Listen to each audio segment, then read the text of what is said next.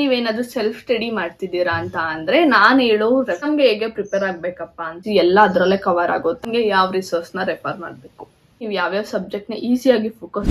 Hi, welcome back to my YouTube channel. This is Arshitha Manjesh.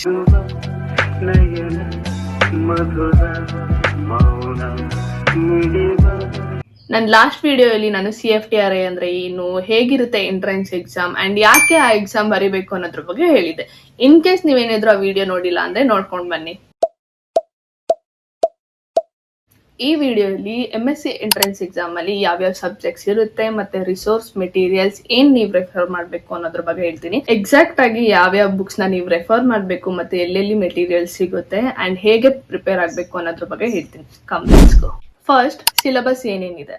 MSc entrance ಎಕ್ಸಾಮಿಗೆ total ಆಗಿ 9 subjects ಇದೆ, like physics, maths, biology. ಅದ್ರ slide ನಾನು ಇವಾಗ ಹಾಕ್ತೀನಿ 9 ಸಬ್ಜೆಕ್ಟ್, ನೋಟ್ ಮಾಡ್ಕೊಳ್ಳಿ.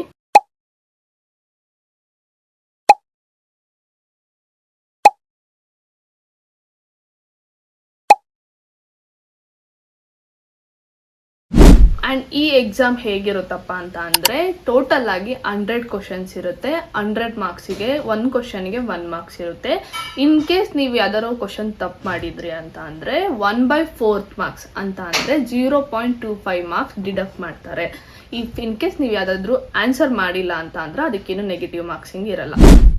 ಎಕ್ಸಾಮ್ಗೆ ಯಾವ ರಿಸೋರ್ಸ್ ನ ರೆಫರ್ ಮಾಡಬೇಕು, ಇದು ಕಾಮನ್ ಕ್ವಶನ್ ಎಲ್ರಿಗೂ ಇರೋದು. ಇಫ್ ನೀವೇನಾದ್ರೂ ನಂಗೆ ಕೇಳೋದಾದ್ರೆ ಪೇಯ್ಡ್ ಸೋರ್ಸ್ ಬೆಸ್ಟಾ ಇಲ್ಲ ಫ್ರೀ ಸೋರ್ಸ್ ಬೆಸ್ಟಾ ಅಂತ ಅಂದ್ರೆ ಎರಡಕ್ಕೂ ಅದ್ರದ್ದು ಅಡ್ವಾಂಟೇಜಸ್ ಇದೆ, ಡಿಸ್ಅಡ್ವಾಂಟೇಜಸ್ ಇದೆ. ಇನ್ ಕೇಸ್ ಏನಾದ್ರೂ ನೀವು ಡ್ರಾಪ್ ಮಾಡಿದೀರ 1 year or 2 year ಅಂದ್ರೆ ನೀವು ಪೇಯ್ಡ್ ಸೋರ್ಸ್ಗೆ ಹೋಗ್ಬೋದು. It is suitable. ಇಫ್ ಏನಾದರೂ ನೀವು ಡಿಗ್ರಿ 3rd year ಇಲ್ಲ 2nd year ಅಲ್ಲಿ ಓದ್ತಾ ಇದ್ದೀರಾ, ಅಲಾಂಗ್ ವಿತ್ ಇಟ್ CFTR ಎಕ್ಸಾಮ್ಗೆ ಪ್ರಿಪೇರ್ ಆಗಬೇಕು ಅಂತ ಅಂದರೆ ನನ್ನ ಪ್ರಕಾರ ಫ್ರೀ ರಿಸೋರ್ಸ್ ಆಪ್ ಮಾಡ್ಕೊಳ್ಳೋದೇ ಬೆಸ್ಟು. ಯಾಕಂದರೆ ನಿಮಗೆ ಲಿಮಿಟೆಡ್ ಟೈಮ್ ಇರುತ್ತೆ ಮತ್ತು ಪೇಯ್ಡ್ ಸೋರ್ಸ್ನ ನೀವು ಫಾಲೋ ಅಪ್ ಮಾಡೋಕ್ಕಾಗಲ್ಲ. ಅಡಿಷ್ನಲ್ ಆಗಿ ಬೇಕಂದರೆ ಮಲ್ಟಿಪಲ್ ಚಾಯ್ಸ್ ಇಲ್ಲಾಂತಂದರೆ ಎಕ್ಸಾಮ್ಸ್ಗಳನ್ನ ಕಂಡಕ್ಟ್ ಮಾಡ್ಕೋಬೋದು.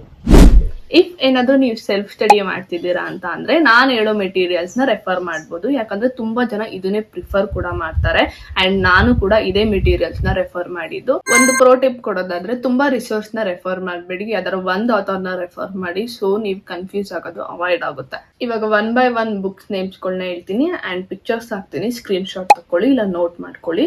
ಫಿಸಿಕ್ಸ್, ಕೆಮಿಸ್ಟ್ರಿ, ಬಯಾಲಜಿ ಅಂಡ್ ಜಿಯಾಲಜಿನ ನೀವು 2nd PU 1st PU NCERT text book ನ ರೆಫರ್ ಮಾಡಿದ್ರೆ ಸಾಕು. ಅಂಡ್ ಮೈಕ್ರೋಬಯಾಲಜಿನ food microbiology by Frazier book ನ ರೆಫರ್ ಮಾಡಿ. ಇದು ತುಂಬಾ ಇನ್ ಡೆಪ್ತ್ ಆಗಿ ಕೊಟ್ಟಿರ್ತಾರೆ. ನೆಕ್ಸ್ಟ್, ಅಗ್ರಿಕಲ್ಚರ್ ಸಿಲೆಬಸ್ ನ competitive book of agriculture by Nemraj ಸುಂದಾನ ರೆಫರ್ ಮಾಡಬಹುದು. And dairy technology outlines of dairy technology by Sukumar De. Food engineering ಬಂದು introduction of food engineering by Paul Singh ಇಲ್ಲ PG ಫೆಲೋ ಬುಕ್ ನ ನೀವು ರೆಫರ್ ಮಾಡಬಹುದು. ಬಯೋಕೆಮಿಸ್ಟ್ರಿ ಮತ್ತೆ ಫುಡ್ ನ್ಯೂಟ್ರಿಷನ್ ನ ನೀವು ಶ್ರೀಲಕ್ಷ್ಮಿದು 3 ಬುಕ್ಸ್ ಇದೆ ಅಲ್ಲ, dietetics, food nutrition and food science book ನ ರೆಫರ್ ಮಾಡಬಹುದು. ಈ ಎಕ್ಸಾಮ್ ಅಲ್ಲಿ ನೀವು ಯಾವ್ಯಾವ ಸಬ್ಜೆಕ್ಟ್ ನ ಈಸಿಯಾಗಿ ಫೋಕಸ್ ಮಾಡಬಹುದು ಅಂತ ಅಂದ್ರೆ, ಇನ್ ಕೇಸ್ ಏನಾದ್ರು ನೀವು ಲೈಫ್ ಸೈನ್ಸ್ ಡಿಪಾರ್ಟ್ಮೆಂಟ್ ಆಗಿದ್ರೆ ನ್ಯೂಟ್ರಿಷನ್, ಬಯೋಕೆಮಿಸ್ಟ್ರಿ ಇಲ್ಲ ಬಯೋಟೆಕ್ನಾಲಜಿ ಅದ್ರ ಜೊತೆಗೇನೆ ಮೈಕ್ರೋಬಯಾಲಜಿನ ಕವರ್ ಮಾಡ್ಕೋಬಹುದು. And along with it biology means botany and ಜಿಯಾಲಜಿನ ಕವರ್ ಮಾಡ್ಕೊಳ್ಳಿ, ಈಸಿ ಆಗಿರುತ್ತೆ. ಅಂಡ್ ಜನರಲ್ ಆಗಿ ಎಲ್ರು ಕವರ್ ಮಾಡ್ಬೇಕಾಗಿರೋದು ಮೆಂಟಲ್ ಅಬಿಲಿಟಿ ಮತ್ತೆ ಜನರಲ್ ಅವೇರ್ನೆಸ್. ಇವೆರಡು ಸಬ್ಜೆಕ್ಟ್ ತುಂಬಾ ಈಸಿ ಆಗಿರುತ್ತೆ ಅಂಡ್ ಕ್ವಶನ್ ತುಂಬಾ ಬಂದಿರುತ್ತೆ. ಇಫ್ ಇನ್ ಕೇಸ್ ನೀವೇನಾದ್ರೂ ಟೆಕ್ನಾಲಜಿ ಫೀಲ್ಡ್ ಅಲ್ಲಿ ಇದ್ದೀರಾ ಅಂತ ಅಂದ್ರೆ ಇಲ್ಲ ಅಗ್ರಿಕಲ್ಚರ್ ಫೀಲ್ಡ್ ಅಲ್ಲಿ ಇದ್ದೀರಾ ಅಂತ ಅಂದ್ರೆ ಅಫ್ಕೋರ್ಸ್ ಅಗ್ರಿಕಲ್ಚರ್ ನಿಮ್ಗೆ ಈಸಿ ಆಗಿರುತ್ತೆ. ಅದ್ರ ಜೊತೆಗೆ ನ್ಯೂಟ್ರಿಷನ್ ನೀವು ಕವರ್ ಮಾಡ್ಕೋಬಹುದು. ಇಲ್ಲ ಟೆಕ್ನಾಲಜಿ ಫೀಲ್ಡ್ ಅವರಾಗಿದ್ರೆ ಕೆಮಿಸ್ಟ್ರಿ ಮತ್ತೆ ಫಿಸಿಕ್ಸ್ ನ ಕವರ್ ಮಾಡ್ಕೋಬಹುದು.